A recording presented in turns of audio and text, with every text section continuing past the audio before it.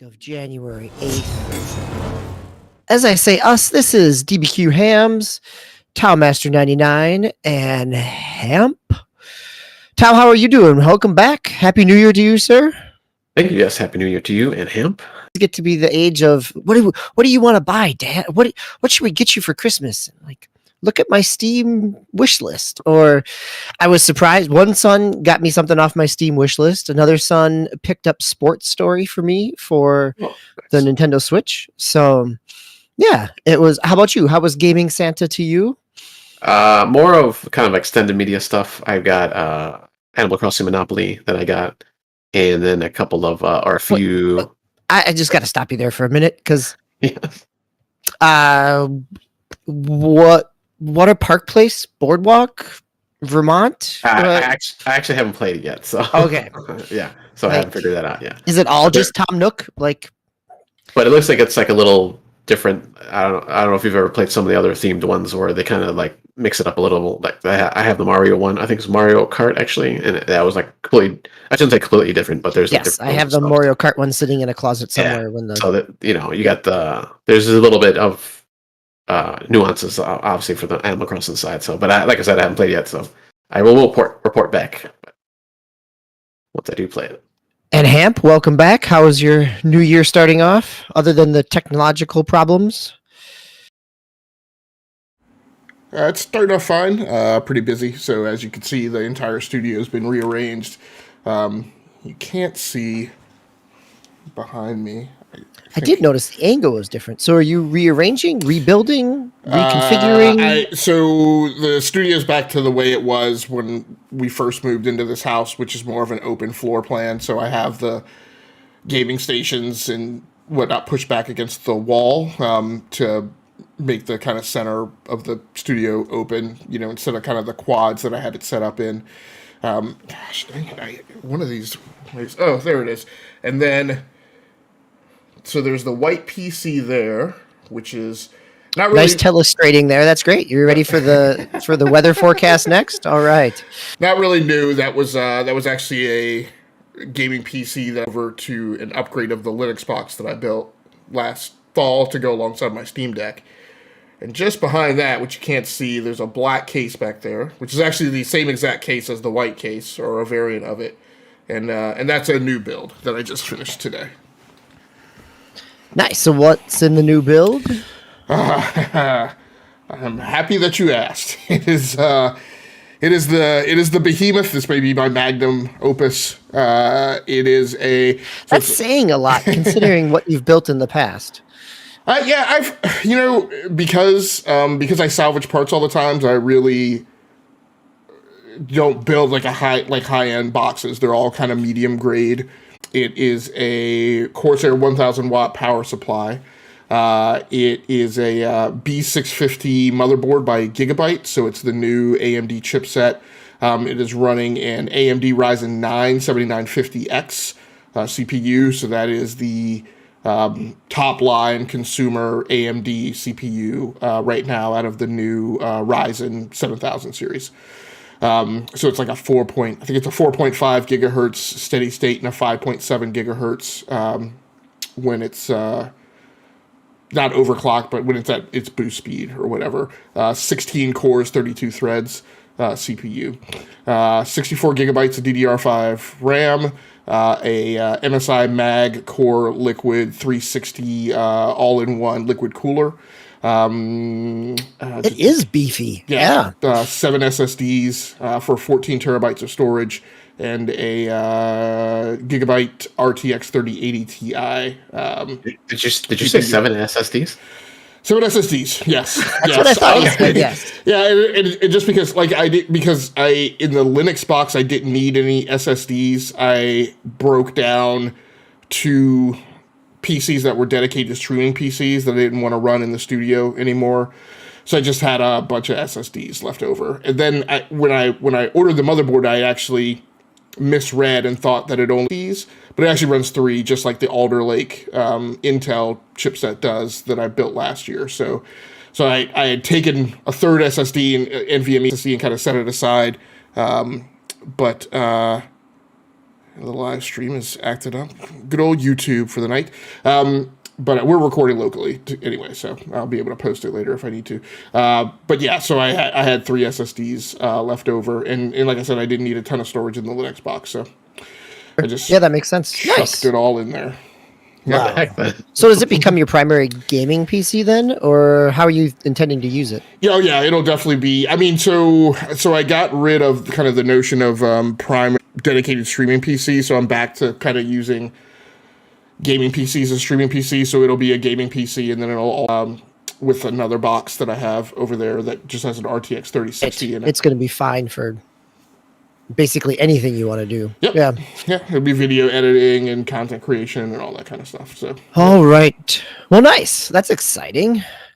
Well, whether we're ready or not, gentlemen, let's dive into our games. So, and our first one is something, Hamp, you and I played over the course of last week, but also pulled in Swiss. And this was brought to us by Tao in terms of one of his unsung games of last year. So, Hamp, you want to take us through Ready or Not on the PC? Oh yeah, and I definitely encourage you to jump in and sing along.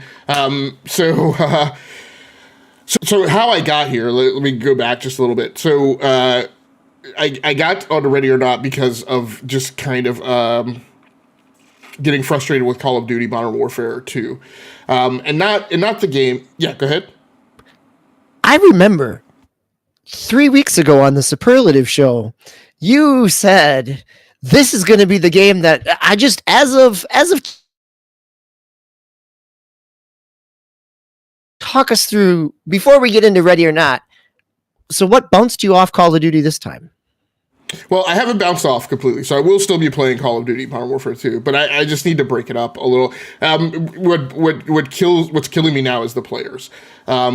This, like, Call of Duty Black Ops Cold War, I mean, where, you know, when I played when I played Black Ops Cold War, I'd go into a match, and generally in a 6v6 match, there'd be one guy who was bunny hopping, and there'd be one guy who, you know, would jump prone, like, every time you ran into him. I'm like, okay, two people who are cheesing it, I can deal with that. Now we are running into whole teams of people who are bunny hopping and jumping prone. We played a game of Kill Confirmed, and 6 people in the back corner of the map and didn't even really play Kill Confirmed. They just played defensive and, you know, were set up to kind of snipe and kill anybody coming at them, and that was great. But they never came out and got any of the tags, so they just didn't play the game at all. And at that point, I was like, I think I'm done.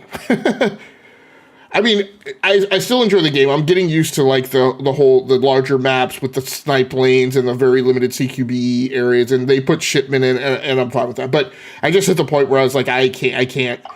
Not only, it wasn't so much just that I can't do it, but I was really yearning for. I have really fond memories of playing Rainbow Six Rogue Spear. I was at a training facility for like 6 months. I had some good buddies who were there. We would literally get out of training every day and come back to my apartment and play Rainbow Six Rogue Spear on my LAN. And we would just play Terrorist Hunt. And it was military comm, super tactical. And then when Rainbow Six made the leap to consoles with Rainbow Six Vegas, it was 50-50. I could find friends who would play that way, but then the other 50%, you know, were running around playing it like Unreal Tournament. And I was like, you know, I think there are some new games out there. You know, I know Escape from Tarkov is out there. I know Insurgency is out there. I think there are some games that are back in kind of that mil sim mode with some super tactical communities around them, and that's what I went and searched for. So I made a short list of games like that, and obviously Tao, you know, from our discussion and from my love of SWAT 4 from back in the day, you know, definitely on that list. So you know, I went and grabbed that game. Learning curve, right? Just not so much in, like, I knew how to play the game. The tough thing was kind of figuring out all of the new administrivia. Like there's a single player mode, but that doesn't necessarily intuitively jump out and grab you, right? It kind of presents itself as if it's multiplayer only. And there's a single player mode, but if you don't know anything, you go into the single player mode and you assume that you can't run missions. You assume that it's just like this training firing range. But you can actually run missions. And so DBQ, you joined in and it was this weird thing of like stand on the red carpet, like to ready up, instead of like a button that says, okay, I'm ready, right? Or like a change state thing like you have in every other game. So we got through that. We got into some missions. We were trying to play the Vol House, which I think is a play on the word dollhouse. So that's probably the most significant thing to mention. Like, this is, it's police work, it's SWAT work in LA. The team of developers who have some members of the former SWAT development team. They do not shy away from situations, right, that police and SWAT may run into. So the first mission, which I just picked because I thought it was the easiest one on the furthest left-hand side of the map, is a child pornography mission where you're going in to investigate. You're going in with a warrant for a person, who has a warrant out for child pornography. There's rumors that like there's a house where this is conducted, and it's guarded by like a for hire security force. Lots of security forces. Lots of security, and they do not ask questions. So it was shoot first. Yeah, go ahead. So before, just as a content piece for those listening, yes, that is the setup of the mission, but there is no explicit content within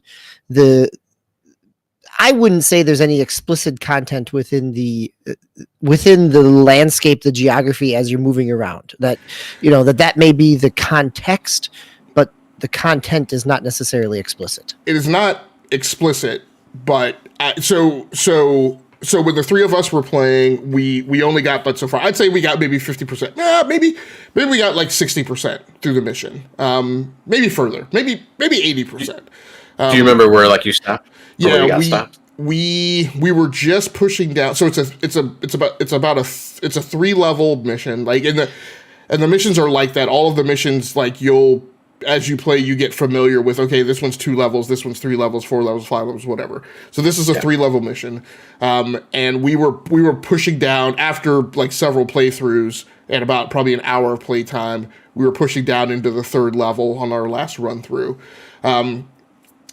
Now, after I got off playing with DBQ and Swiss, I think like the next day, I actually played that as single player and actually finished the mission. So that says a lot about Swiss and I, that you could run it with bots and do better than with the two of us. Well, there's some interesting things when you run it with bots, right? When you run it with bots, like I'm loath to give you guys orders, right? But a bot that's like, you stack up, and the bot does exactly what you tell him to do. And the bot's predictable. You know what the bot's going to do. So, you can, it's easier to compensate. And there's more of them, right? We went in and there were only 3 of us with bots. Yeah, I had does 5 make a people. difference. And so I was able to set 2 up to cover a zone so we wouldn't get surprised from that direction, and I was able to take 2 with me to break in doors, and we had learned a lot from running the mission. A lot of the, and to give you credit, you were giving orders pretty well. Whether or not we were always following them well is a whole different piece. Yeah, and the game is probably worth like us practicing some and learning squad tactics and things like that. I think that would be beneficial. This was the one. It was at night, right? You like start off on the street. Oh no, this was a daytime mission. Daytime. Oh, okay. This is. I don't think I've done this one then. Okay. Yeah.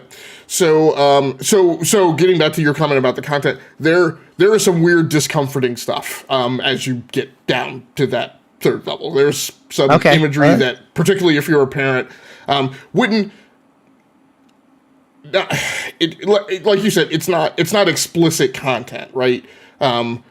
But it's enough to give you the Wiggins, right? It's enough imagery of like, when I've made my comments about like watching The Walking Dead, and yeah, so, they're pushing up against that line where it could be objectionable to someone. Yeah. Yes. Well, and less so objectionable, but like very like thought provoking, right? Like it hints at what the what the overall situation is. Yeah, basically. Right. It's not gratuitous, right? It's like, oh man, this is like serious stuff. So it's immensely fun. It is SWAT 4. It's a little janky in its graphical fidelity. Like it looks good, but like the animations don't feel super smooth. I get that there's a tactical reason for that. I love that there's no sprint. That's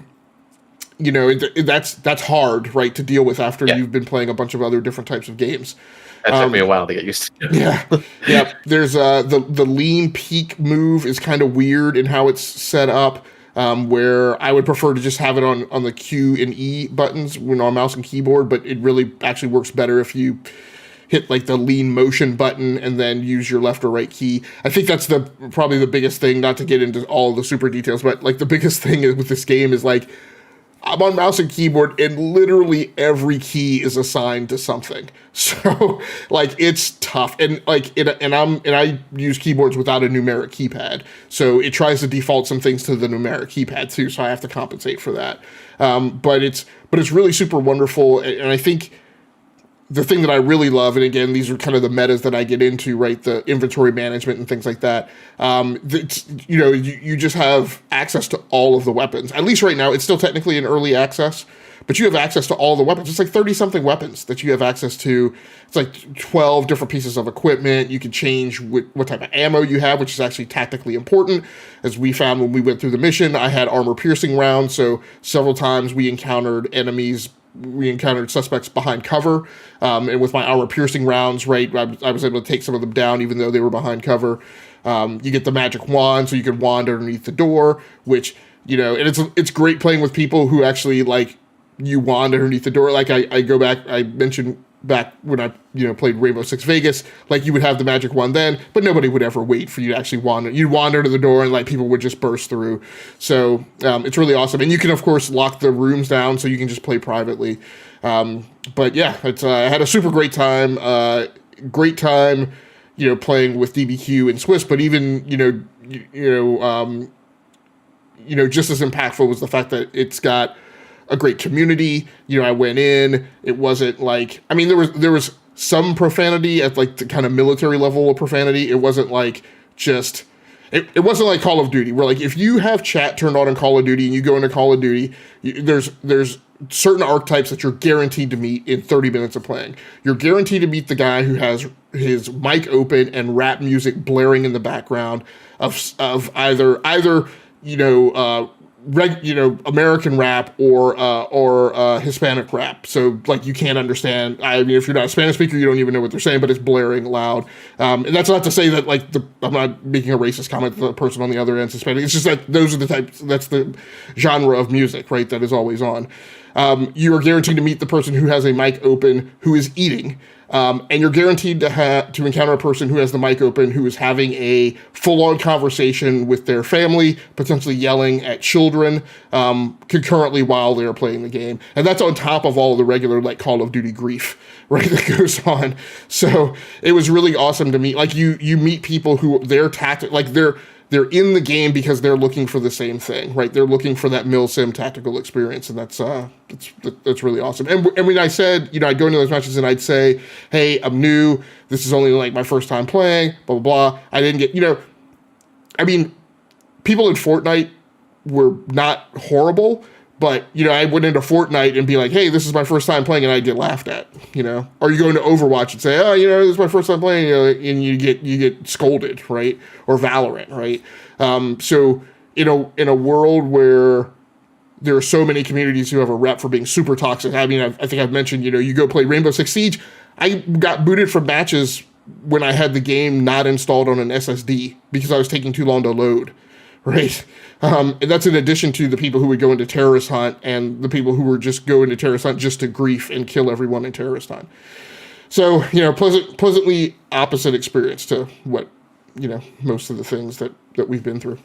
Yeah, I really appreciated it. I enjoyed the tactical aspect of it, playing with, it's something that I definitely want to come back and play with you all, but also hearing that the community is positive, going back in. I think the nature of the setup requires communication in more so than a regular multiplayer shooter, that it is, yes, it's a first person game, but it is so tactical. I really appreciate it. I mean, again, it brought me back to playing like the original Rainbow Six on PC as well. Like, you know, that was enjoyable. Like that idea of planning out how we were going to enter rooms, kind of cover each other, all of those pieces. It was really a good, positive experience. So it was, thanks, Tao. I appreciate that you brought this one to our attention.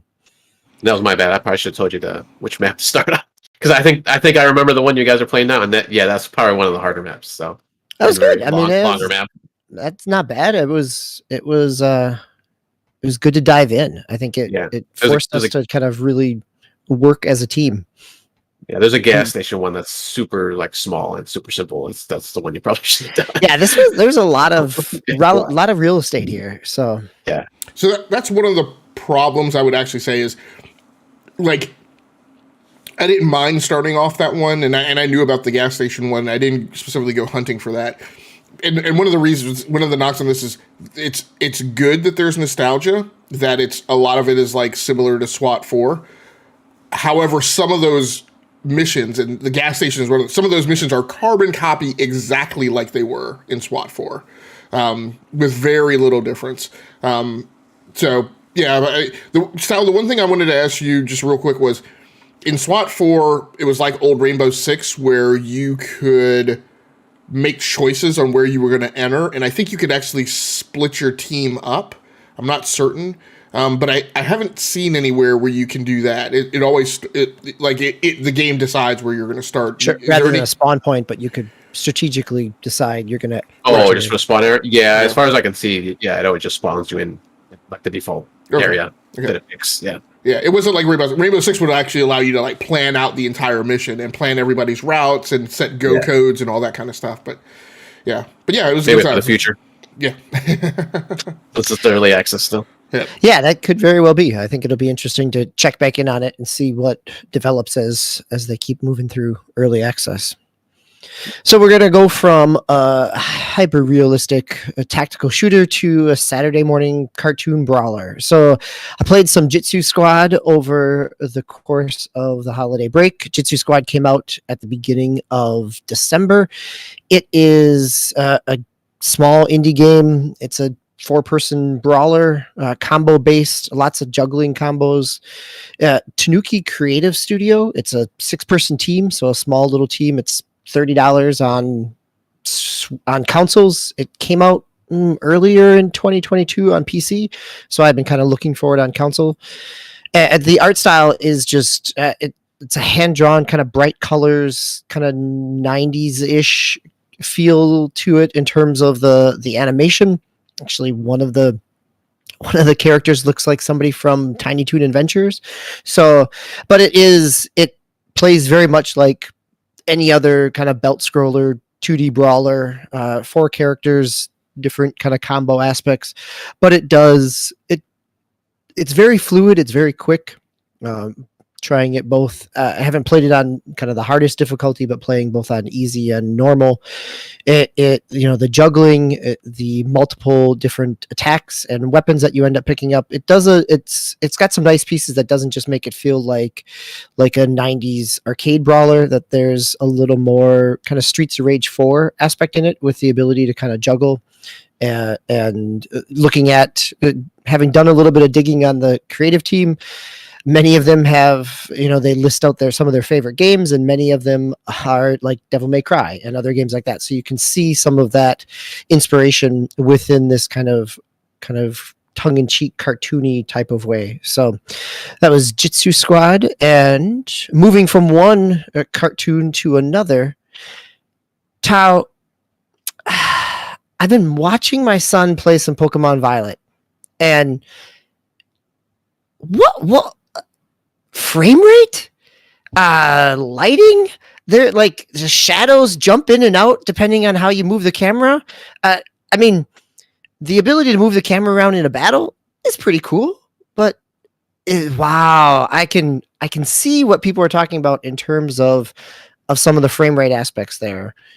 But I can also see, like, it doesn't really matter in terms of the gameplay, because it's just traversal. Because once you get into a battle, it's still a Pokemon battle, and that's probably what you're there for. Yeah. Yeah. So, are you still there for your Pokemon battles? I am. Gentlemen, to begin 2023, finally, first time ever, I have beat a Pokemon game. Just today, actually. What? Okay, Just no spoilers, but from what I've heard, like the last half hour, the plot goes some crazy places. Yeah, it went well. I had kind of heard already like what was kind of going on, kind of near the end after you kind of get past the majority of kind of the stories that you go through. Yeah, but that last part was just like, oh, okay, it was kind of weird. Like it kind of shifts. You can kind of see it like a little bit just because of the Pokemon that you have and some of the other Pokemon that you deal with during the story and stuff. That was going to lean into kind of a weird area near the end there, but yeah, it kind of switches. I guess what a normal Pokemon would be, just because I've never beaten one. I've never beaten one before, so maybe I've gotten halfway through the other games that I've played, and I played. I think I played Yellow like way back in the day, and I barely even scratched the surface there. But I really didn't play it until I think what came first, X and Y before Black and White, or was it the other way around? No, Black and White was on the DS. X and Y was the first game on the 3DS. Okay, so Black and White then. So I played the first Black and White, or the Black and White, because then there was a sequel, right, to Black and White, I believe. Yeah, there was like Black and White 2 or Yeah. Z or whatever. Yeah. Yeah. So Black and White was kind of the first mainline ones that I actually started playing back in the day. So if you finish this, what pulled you into this in a way that was different than all the other times that you've talked about Pokemon here on this podcast? Yeah, so I think it was because of the kind of storyline split into three different areas or arcs that you can go through, and you can just do it in any pretty much any way you want to. It kind of funnels you sometimes into some of the other story arcs, but for the most part, you can just do them, all on your own, whichever way you want to. Now, there's no the Pokemon don't level with you as you level up, which is nice, which I really like, because I hate when they do that in games. That's just me. I've heard other people like it. That was kind of, I guess, one of the other complaints that people had, that they don't level with you. But obviously, you start off in the first area, and they're pretty weak, and you can pretty much beat them with the first few Pokemon you got. But obviously, once you get in other certain areas, like I started near the school, and then I was like, let me just go like far north, and I just got wrecked. So I was like, all right, so let me power up my Pokemon, and that's what I did for them. I mean, the majority of the time I would just power up my Pokemon. So when I did get back to those areas and just other areas, I can just like rip through like the bosses, and so it's like the regular gym leaders that you could do, one storyline. Team Star, which is kind of like Team Rocket, from the original Pokemon cartoon and games. A group of the students kind of like split off. And then there's Titan Pokemons, which are just larger versions of most of the other regular Pokemon. So I just went and started going through the Titan Pokemon, because I kind of figured like if you do the team one and more so like the gyms, that was kind of like the main storyline. So I was like, all right, let me do the Titan Pokemon. But at the end, it kind of all comes together. But I decided to do the Titan Pokemon. So I was, like I said, I just power up my Pokemon, and by the time I got to that Titan, I could pretty much beat him more or less easily. There were some that I had problems with, but that was kind of the first storyline I beat. And then I was like, you know what? I'm just going to go do the gyms, because that's probably going to be the hardest thing to do. And it pretty much was like those last couple gyms were pretty hard, and I actually had to go back and just start leveling my Pokemon. And actually, you get the items. I forgot what they're called. They're like the X candies, or I forgot what they're called. But they actually level up your Pokemon if you give it to them. And I had just been collecting everything, just like I do in like all games. Just collect this stuff. There's certain things you can sell, so I would just sell that stuff, but keep everything else, like all the heals and all the Pokeballs you get. And I just finally, I was like, all right, I can't. I was at the point where I couldn't grind anymore. Like I just couldn't take it anymore. So I was like, all right, I'm just gonna throw these candies at my Pokemon and level them up. And that's what I did. And I was able to beat the gym leaders. Then you go to the Elite Four, and then you go to the Champion. And I was able to do that pretty easily, more or less. In the Elite Four, you go through like, one at a time. You hit them all four, like all in a row. They give you a chance kind of in between where you can heal your Pokemon if you have the heals on you. So I made sure I had a lot of heals, because I kind of figured that was going to be the way it was going to be. So I did that, and I did the Champion. And then after the Champion, you have to beat your rival again. And every Pokemon has a rival that you always go through with. And she gave me like the just she was just killing me. Like, it didn't matter like what combination I used, I was always getting killed by her. So I had to go back and start grinding again. So I had to do that. Finally beat her, and then that's where kind of the stories kind of converge after that point. And you kind of have to do it, just what they need you to do. I don't want to give it away, obviously, but yeah, I was finally able to do that. And then there's kind of, so you kind of go back into the world after you beat everything, and then they kind of start things over a little bit. They give you like a storyline thing within the world that you have to go back and do like the gym leaders again. But I mean, for all intents and purposes, I beat the game. I mean, I'll still probably go through and do that. And plus I want to go back and do like the shiny hunting and stuff like that, because I haven't found any shinies yet at all, which is weird, because even past few Pokemon games, like at least I stumbled onto one at the very least. But this time I don't even have any. I haven't even got any in trades or anything like that. So but yeah, I think it was more the story that kind of kept me in, just because you can do it in any which way you want to, and like it's more or less an open world, so you kind of just go anywhere. So that's kind of, I always like open world games now. It's, I don't know why, but it's just kind of my thing. And then I actually, for a couple weeks there, I was actually playing with my son, which you're basically just in the world together, and you can do like the raids together. But you really can't do like story. You can do story stuff, but it's just you doing that story. You can't do it like cooperatively, which is kind of maybe in the next game. So that might be kind of even though this is a mainline, Pokemon game, and a lot of people thought Arceus was kind of like a tech demo basically for this game and probably future games. Maybe they'll kind of build on that, and maybe next year there'll be some kind of co-op missions you can do, or you could do the story all together or something like that. Whatever the next game is. So is your son playing Scarlet then? You're playing the Violet? No, she's doing Violet too, because I bought it digitally. So okay, so that you could be playing, share it. Yeah. Okay. Yeah, but I was pretty excited that I finally beat a Pokemon game. I was actually able to get through it and beat one more, like I said, more or less. And obviously, I haven't. Most people might say, I haven't beat the game because I haven't caught all the Pokemon. But that's not going to happen, because that's like 300-400 Pokemon they have in this game. So I don't think that's ever going to happen. But I'll like I said, I want to go back and try to hunt for shinies, because there's like a whole other kind of a way, the specific way you can do that, or a few different ways you can kind of look for those specific Pokemon.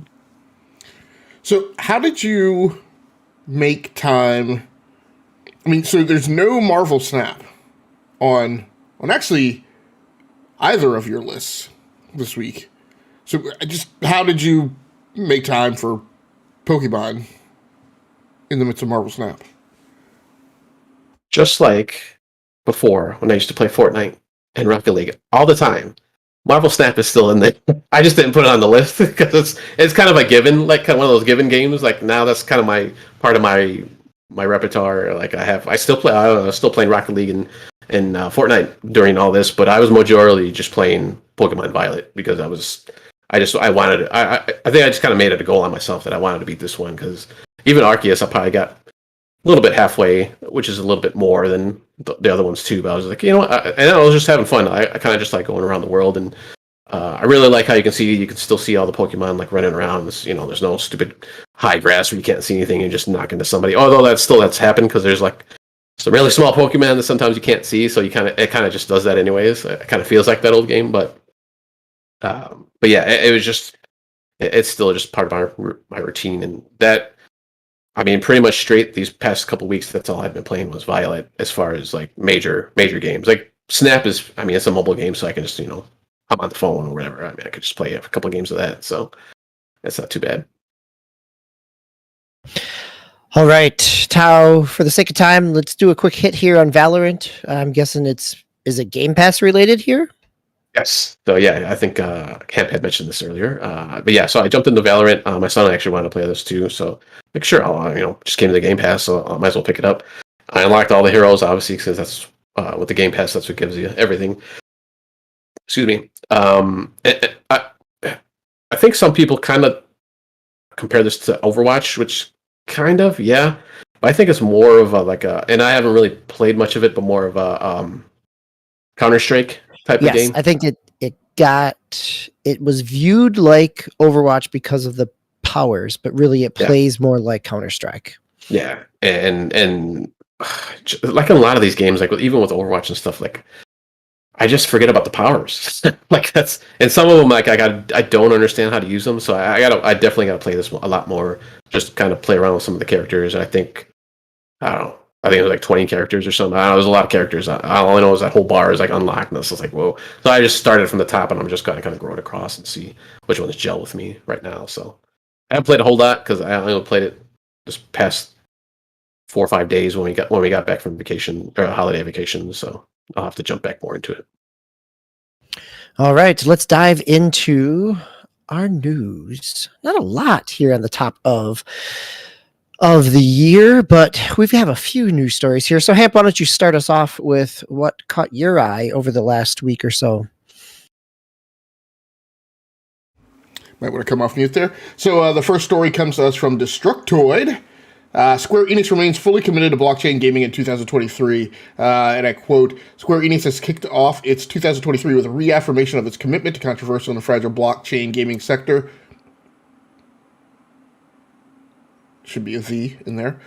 Sorry, I can't stop editing the journalist mistakes. As noted by Eurogamer, the company's annual New Year's letter sees President Yosuke Matsuda reiterate that the publisher aims to release multiple blockchain games based in the future. Our group has multiple blockchain games based on original IPs under development, some of which we announced last year, and we are undertaking preparations that will enable us to unveil even more titles this year. So last year, I settled on my acronym of the developers that needed to get their mojo back, right? The 3 B's and a C.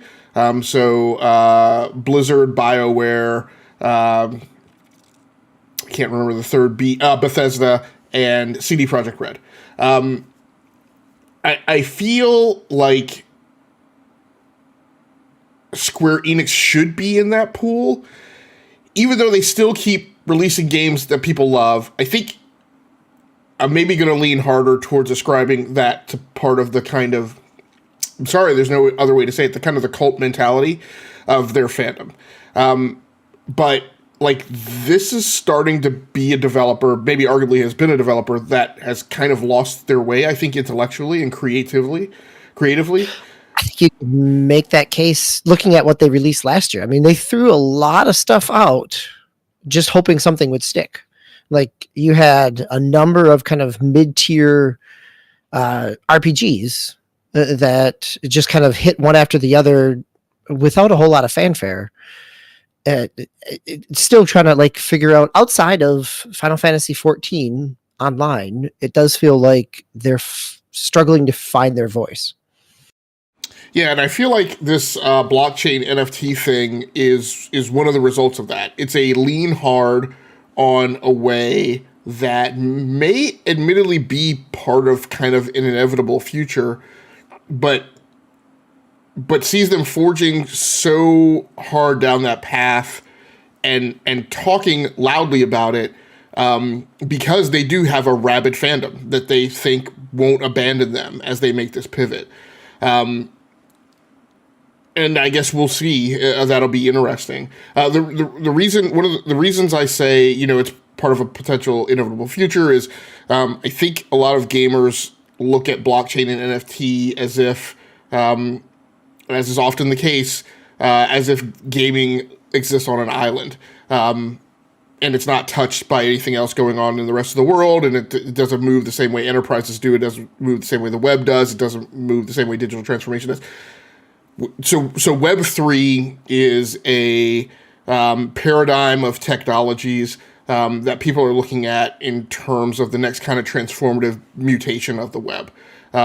Something from that is going to come to fruition. The same way Web 2.0 did, right? We talked about Web 2.0. There were lots of ideologies entangled in Web 2.0 that never came to be. But some pieces of Web 2.0 came, and it was transformative, right? And I'm certain the same thing is going to happen with Web 3, and blockchain and NFTs are a big part of that. And the unpopular thing that I'm going to say that a lot of people are going to hate is certainly there are ways that blockchain and NFTs can be manipulated.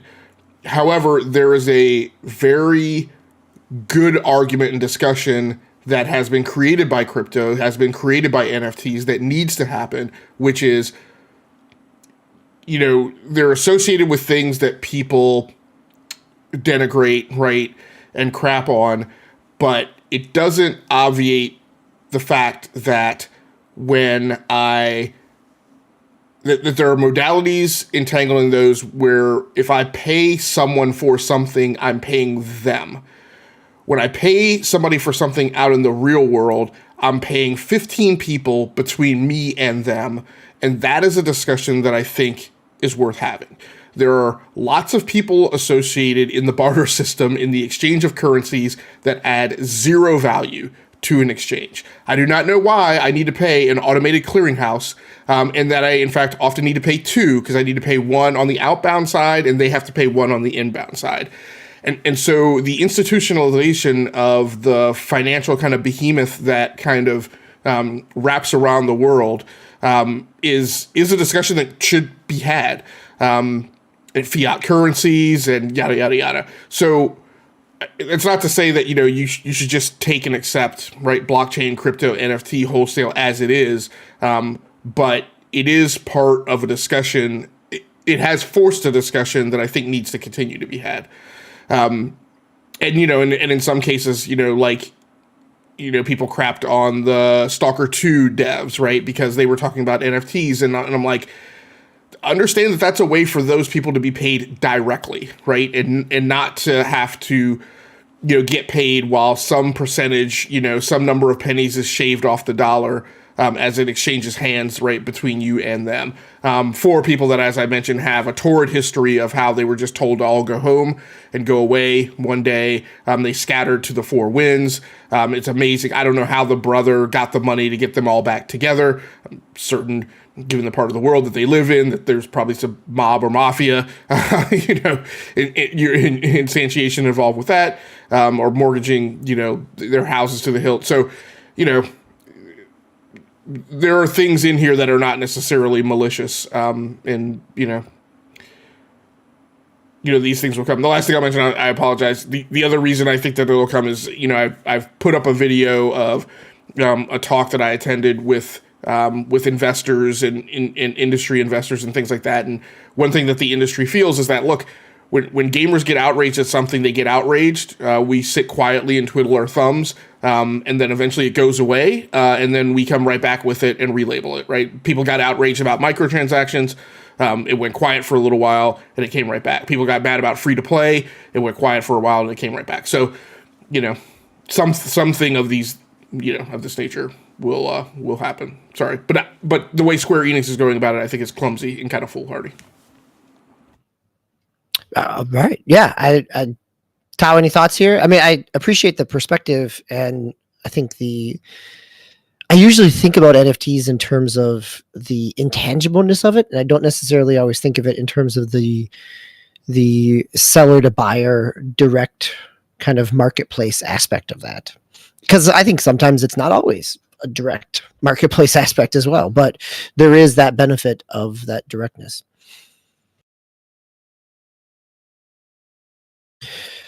So let's move on to our next news story, as we were talking about some 4-player co-op PvE action. You've got a news story here, Hamp, as well, related to one of the classics in the PvE 4-player genre of Left 4 Dead. Yeah, so some way, somehow, a early prototype build of one of the games, Turtle Rock, was playing around with the people who made Left 4 Dead, and the studio that is titled the same, but I don't think consists of all the same people who also made Back 4 Blood. And so an early prototype of their game that is for, like, fighting zombies has leaked, and I'm not sure exactly where it is, where you can go get it. But some people have gotten their hands on it and have posted, video gameplay of it out on YouTube. I think while this is interesting, I think the reason it leapt out and grabbed me was because it's also bothersome, right? That, here we are, beginning of 2023, 8 days in, and we already have, a code leak, which, at the end of the day, we approach these things as if they're hobbies and, like, it's fun and it's cool, but I mean, a leak is a leak, and, this one may not have been meant to be malicious, but certainly other leaks are. And, one of the arguments that I had last year was, we and we've already had like a round of rumors, like, Fable development has had to start completely over, and that was debunked by Game Industry Biz. Like, the gaming community does this thing of making gaming news a tabloid and a reality TV show, and we kind of monger and hunger for it, and that's why these things happen and keep coming back around, because there's a market for it, right? And that's kind of unfortunate. The details. I'm sorry, this game is over on Games Radar by Jordan Gerblick, and you can go check that out. But the reason it popped up for me is, people didn't intend for this code to get out, right? But people have grabbed it and made off with it. So, well, I think that's the piece here is that this is a long. I mean, this is not a GTA 6 leak of something coming out. This is something that's been, sitting in somebody's archive at some point, somehow was scraped and leaked through some other means. So there's not any active development that somebody within that would have had these assets. I think that's an interesting piece of where this type of leak would potentially come from. Well, as far as we know, right? And this is the thing of like, no crime is a victimless crime, right? Like, people look. Prince made 5 times more music than we ever heard, right, and was released, right, and then he had a bunch that he was working on, and some of those things he leaned on for doing eventual tracks. And sometimes people create things like this, and eventually they'll weave their way into a game. But once it's leaked, I don't know, whether or not you consider that an archive that you ever want to go back and reuse.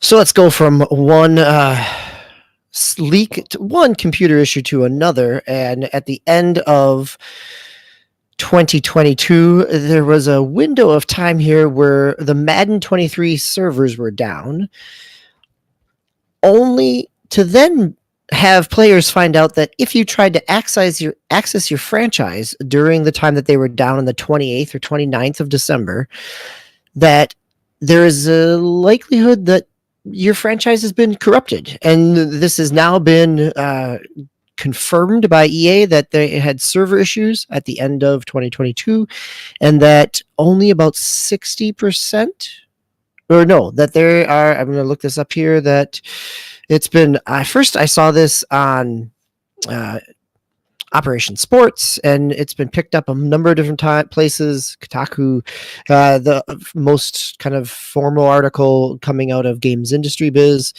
that yes, that it cannot recover 60% of those franchise that are files that are affected. So, which is, but I don't know that I have a whole lot to say other than, yikes. I mean, the Madden team has really been, they've had a number of issues throughout this release, and this feels like, they have, right now they've got, they had a really rough Christmas break, that they had a number of their Madden Ultimate Team packages and promos that were going on that were not registering correctly.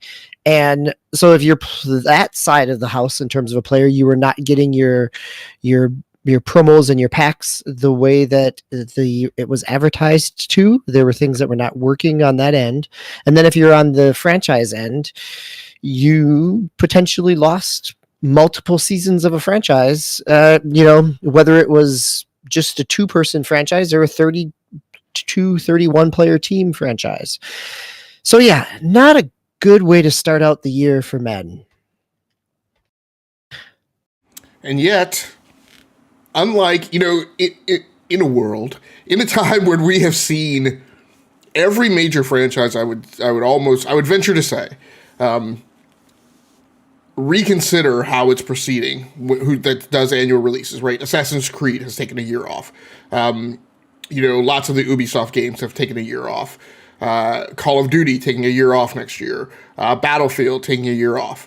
And yet, no EA Sports will ever take a year off, right? Nobody's talking about it at all. And I'm like, this is, if ever there was a sign of an apocalypse, right? Because, I mean, the way these things have to be happening is that there has to be accruing technical debt every year.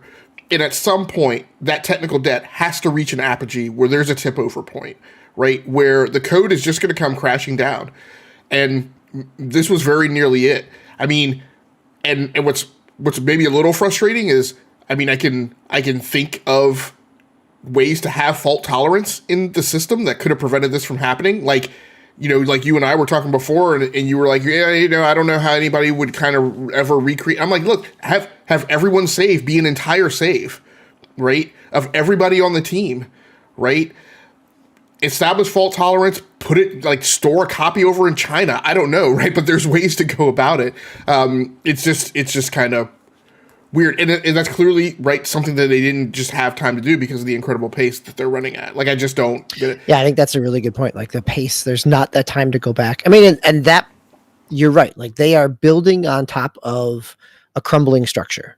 And that every year there's more weight on top of it. And they, you know, it is clear if you've been playing, you know, there are moments in Madden 23 as it shifts between menus or screens that you see some images from Madden 22 underneath it as it shifts. You know, there are definitely things where it is building on top of, and not even necessarily building on top of well, but yeah, that structure becomes more and more of a challenge. Yeah, there would be, you know, there's lots of ways that you could have done this. I'm thinking about, I mean, granted, the amount of stats are a little different, but playing Madden with an online league back in 2001, 2003, you know, on PC, that you had those files that had everything in it. Like, if you know, there are ways that could be done. But again, this is, it is too bad. I think the challenge is, will it make any difference, right? Like, it's also a franchise that people are going to buy no matter what, because at least until there's competition, that there's not a whole lot else out there to play around with. When they go from year to year, do they still support, right, previous years, or is like, are Madden 2022 people still playing franchise seasons?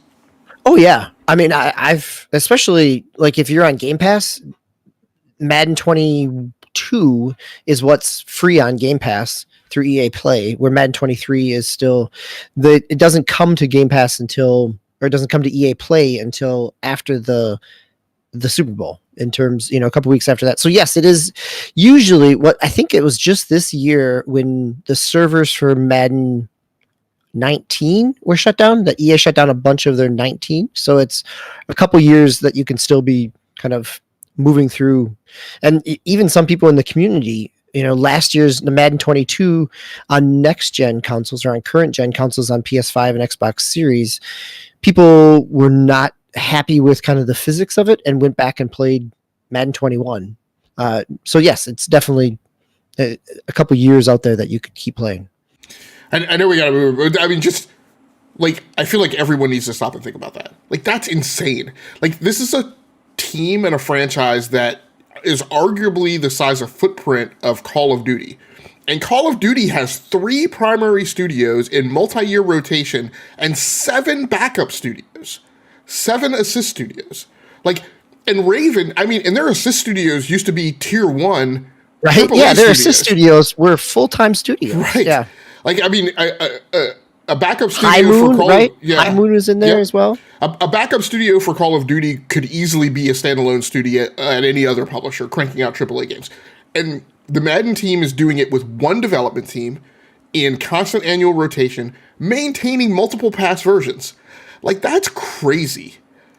You know, and the last thing I'll mention is, you know, and the sad thing is EA has dug itself out of, right, if we go back the years before where they used to constantly be voted the worst company in the world, has kind of dug themselves out of that, right, in the gaming world. Again, when we're living in a time where Bethesda star has fallen and BioWare star has fallen, and, you know, and Activision gets all the bad press.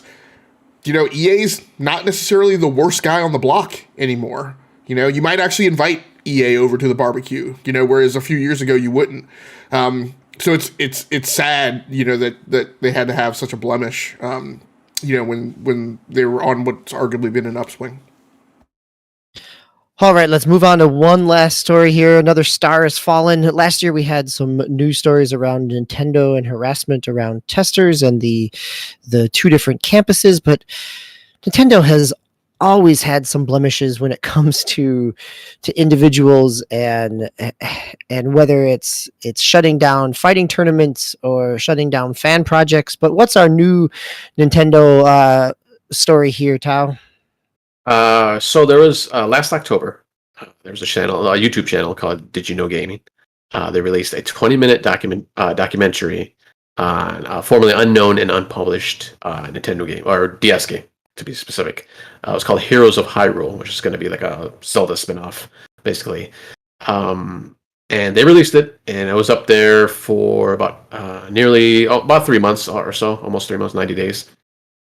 And then Nintendo, or I should say Nintendo, but then there was a copyright warning, and it was automatically removed on the 28th, December 28th. So from that time, the channel operator Sean Gill, he put up a basically a kind of counter to Nintendo's what we assume it was Nintendo's takedown to YouTube, saying, "Hey, this is fair use. This is all journalistic purposes. It's adhering to the fair use doctrine. All this stuff. So can we put it back up?" So he puts a counterclaim into the YouTube, and YouTube once someone does that, they automatically put it back on the channel, or restore it basically. And then there's about a 10-day period where the original person that put the claim in can either sue them or whatever they have to do to take it down again.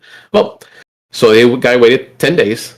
Shane did, or I'm sorry, he waited 2 weeks, and there's no nothing else from Nintendo. So it's still up there. It's still good for now. I mean, they can always. There's a 3-year. I think what did they say in the article?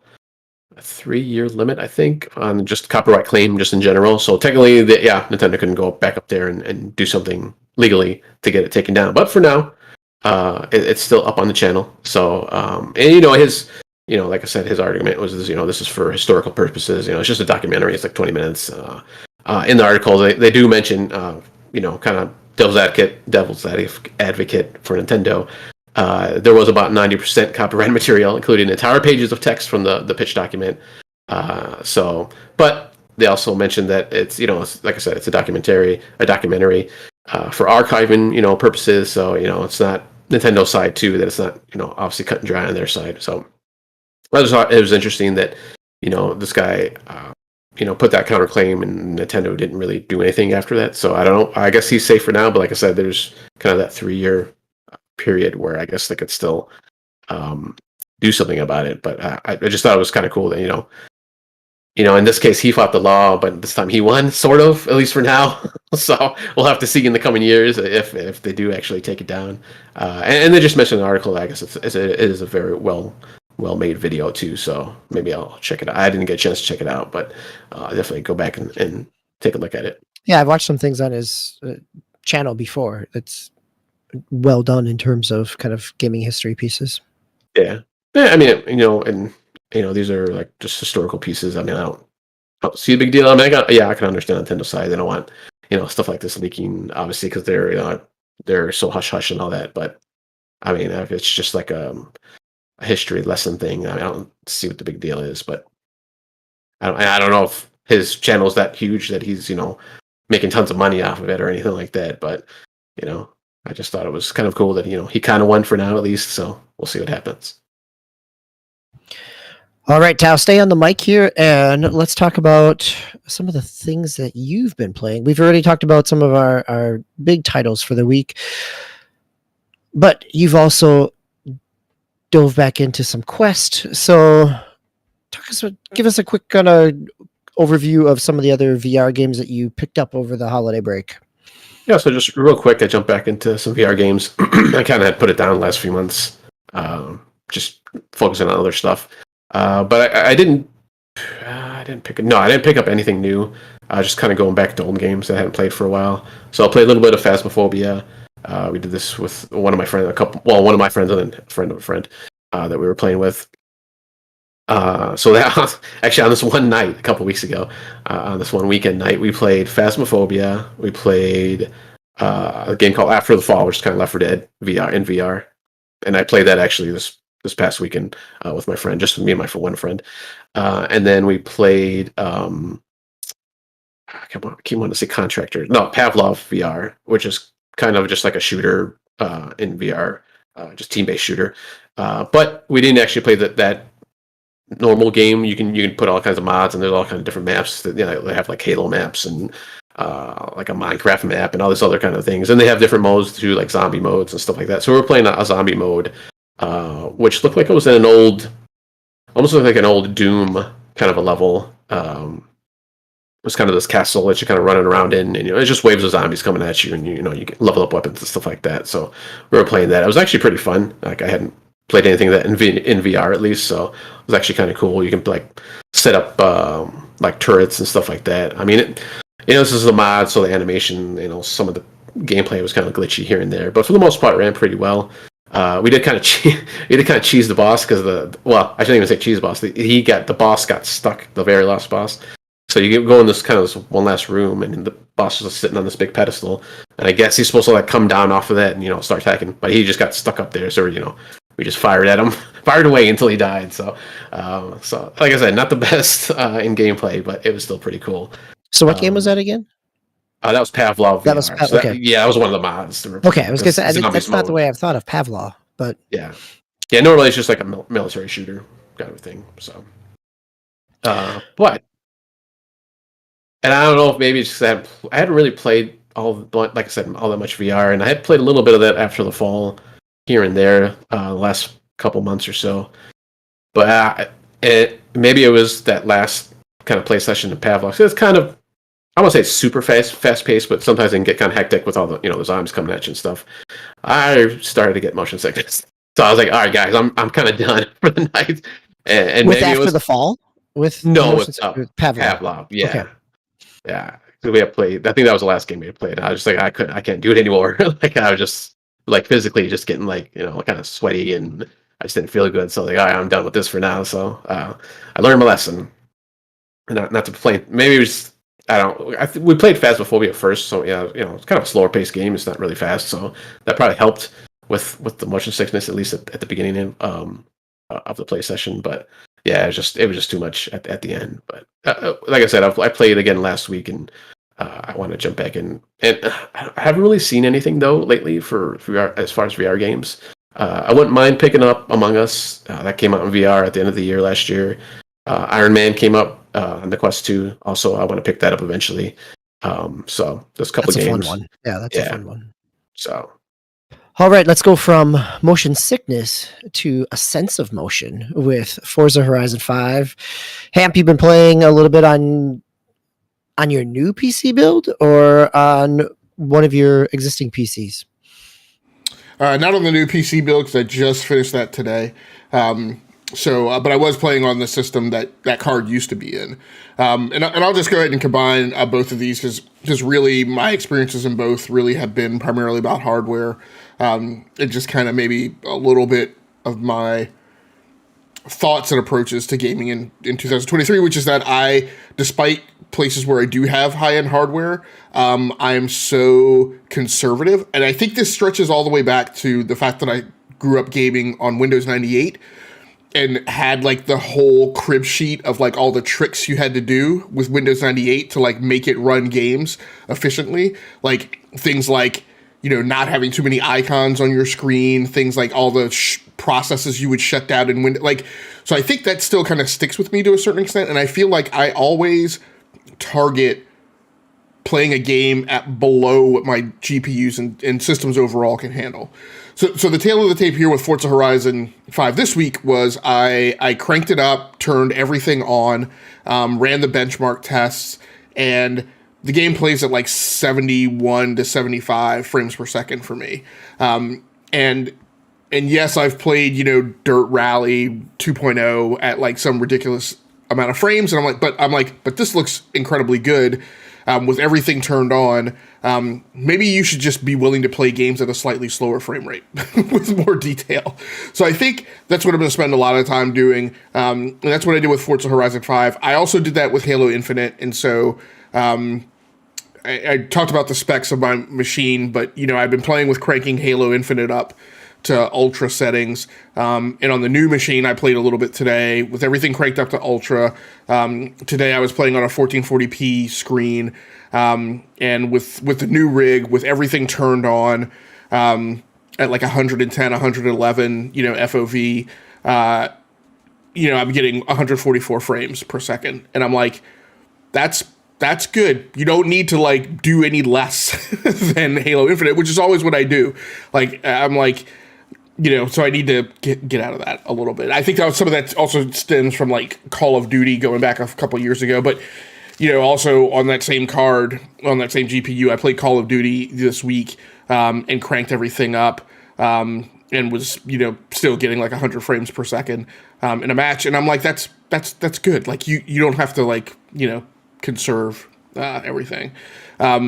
And this is my last game for the night. The other thing I'll mention, but I won't talk about, is in addition to these games, I've also, while I was building, I also took some time to play my Steam Deck, which I've kind of been neglecting for the last few weeks, and I played some Metro 2033 as well as some Borderlands 2 on the Steam Deck.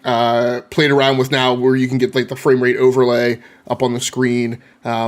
And you can set game specific profiles, so you can like lock it to 40 frames per second or 60 frames per second. Most of the games I've been playing, they don't have game specific profiles, so I still play at 60. But I'm super impressed by the way that system continues to play and the way games look on it. For as underpowered of a system as that is, things look pretty amazing. And if you're more focused about gameplay than the graphics, then it hits on all those drum beats as well without really missing anything from the game.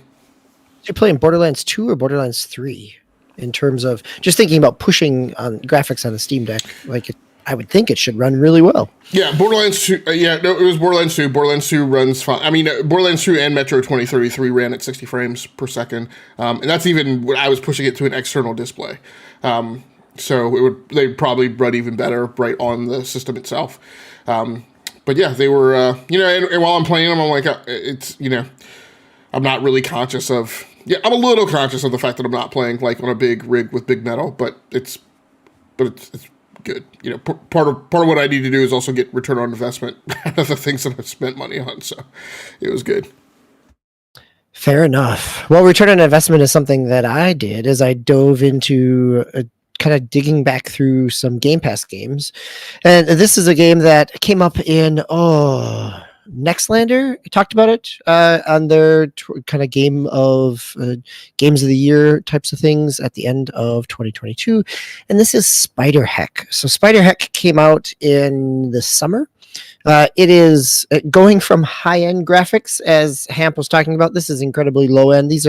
It's kind of neon polygons. It is Towerfall. It's Monaco. It's kind of one single screen couch co-op or online battler.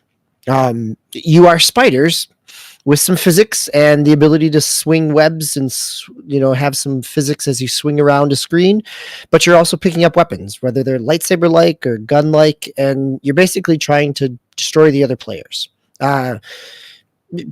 Having my kids home over break and sitting on the couch with the three of us yelling at each other and screaming as we create some chaotic memories, Spider Heck was a lot of fun. It's free on Game Pass, or it's part of Game Pass.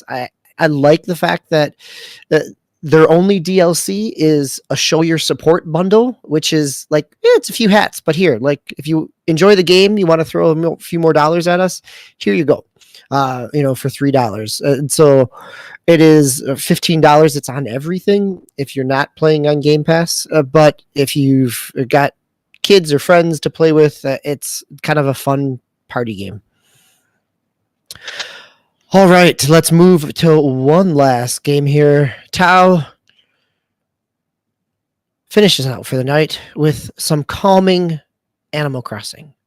Yes, so I actually my son wanted to play Animal Crossing a couple weeks ago, and he kind of picked it up when I first got it and was playing it for a few weeks maybe, and he kind of fell off it, and then just all of a sudden he's like, "Hey, I want to play Animal Crossing." All right, I haven't played it for months, probably since the beginning of the year, last year.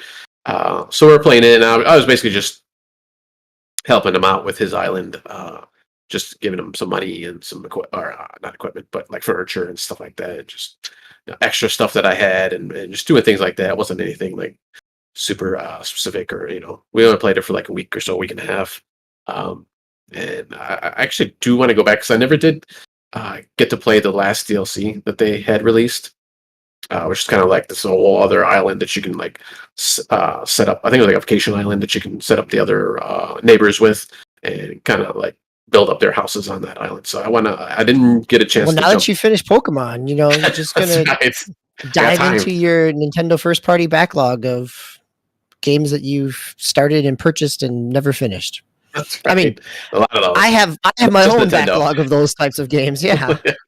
Yeah, not just Nintendo, but yeah, there's. I definitely do want to go back and just kind of play around with that game. I had a lot of fun with it when I was playing with it. Even like last year too, when I kind of picked it up and was playing a little bit when the DLC came out, but it's just too much going on, obviously, with games and just regular life and stuff. So I'll get back into it eventually. And Tao, I think that angle, both. I mean, what we're talking about here with Horizon and Halo and Animal Crossing, that idea of kind of coming back around to games that are sitting, they're not necessarily the newest, hottest. As I was going through the holiday sales, one of the things that I found myself doing is not buying new games, but picking up some DLC for things that I maybe haven't installed in a while, that wanted a reason to come back to something, right? So I think that that's an interesting piece of how much how much kind of longevity we can get out of some of our games. Well, it's super interesting because earlier today I read a financial report for the UK, and it actually indicated that consumer spending on games was down in 2022. But of particular, is this the GameIndustry.biz one? I can't remember if it was GI. Because they had but go ahead, continue, please, because I read something similar. Okay, and what was particularly interesting was I think it was sourced from a GI Biz article, and the GI Biz article was sourced from some data analytics company that was not NPD. But a particular note was that in the UK, consumer spending trends showed declining interest in older games. And I kind of read that as indicative of kind of the gaming market base, right? That at least last year there was kind of an increased hunger for the new. And sometimes that's generational, sometimes that's console generational, like in the particular life cycle of consoles, that there was kind of a tip over point, or some shaky years where there's a higher interest in the new than the old. I wonder how much of that is also being obfuscated by Game Pass and PlayStation Plus, which now allow you to access kind of older games without necessarily having to go out and buy them. That might be having an impact on older game industry sales. So, it's interesting as you say that, because I'm like, that seems to run counter to like what the rest of the market is doing, and so that might be an interesting thing to keep an eye on during the year.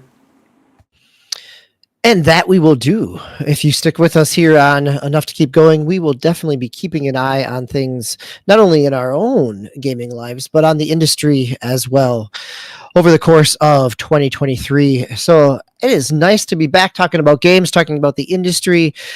Thank you, Hamp. Thank you, Tao.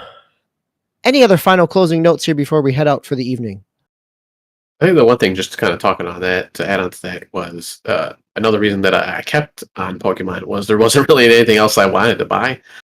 You mentioned the sales too, and even with the sales on older stuff, I was like, I don't really, I got enough that I can play, so I just kind of skipped over a lot of stuff during the Steam sales and just all the other sales that was going on, and I just wanted to concentrate on Pokemon. So we'll see though in these next few months if that continues, because hopefully there'll be a lot of games coming out soon. So in the next 3 to 4 months coming up.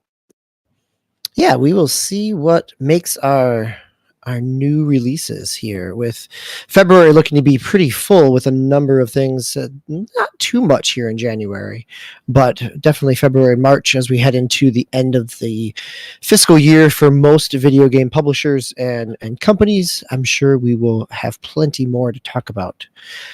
So for myself, DBQ Hams, for Hamp and Towmaster99, this has been Enough to Keep Going, episode 272. Thank you for joining us. Thank you for listening, watching, no matter when and where you are. Always feel free to come back. We are glad to have you part of the conversation. And until next week, play the games you love those you play with, and take care. Good night.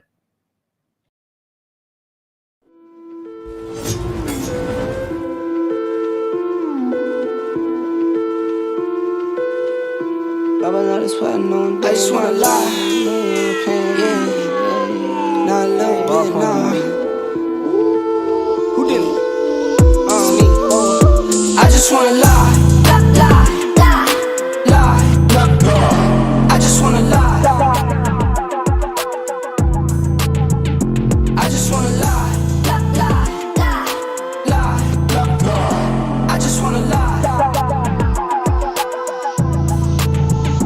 I just wanna lie. Wobble up the spot, no dance, not drunk, cause money in my pants. I just wanna lie. Sip a drink and it got me in a trance. Take the money, baby, I don't wanna dance. I just wanna lie. Got a salary up in my cargo. Push one button, make the car go. Bet I've been the man since top speed. Best kept secret, but it's time I need a spot. I just wanna lie.